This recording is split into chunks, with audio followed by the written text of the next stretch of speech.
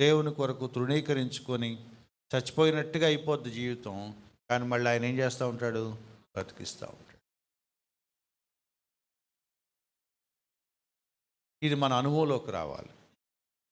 లోపలున్న పరిశుద్ధాత్మ మనల్ని రోజు రోజు జీవింపజేస్తూ ఉంటాడు.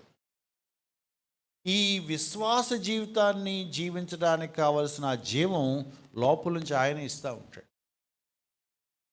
అందుకని మనం పరిశుద్ధాత్మ మీద ఆధారపడాలి. మనం ఒకదాని చుట్టూ తిరుగుతున్నాం. దేని చుట్టూ? పునరుద్ధాన బలం చుట్టూ తిరుగుతున్నాం. అది నాకు అనుభవంలోకి రావాలి. దాని కొరకు నేను ప్రార్థన చేయాలి. దాని కొరకు పౌలు భక్తులాగా నేను ఆశపడాలి. ఇప్పుడు ఏమంటే పరిశుద్ధాత్మ మీద ఆధారపడాలి. మన లోపల పరిశుద్ధాత్మ నిజంగా నివసిస్తున్నాడు, అది నిజమైతే ఈ మృతుల్లోంచి లేపిన ఆ బలం మనకు కూడా సహాయపడాలి. నా ప్రతిరోజు జీవించే ఆత్మీయ జీవితానికి అవసరమైన జీవాన్ని ఆయన నాకు ఇవ్వాలి. ఈ శరీరం ఇంకా పాప సంబంధమైన శరీరంగానే ఉంది. మనం ఇంకా పరిపూర్ణం అవ్వలేదు.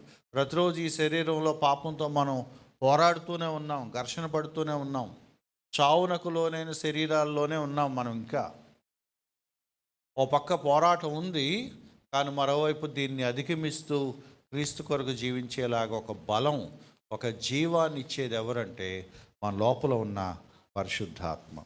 కాబట్టి పరిశుద్ధాత్మ మీద కూడా మనం ఆధారపడాలి.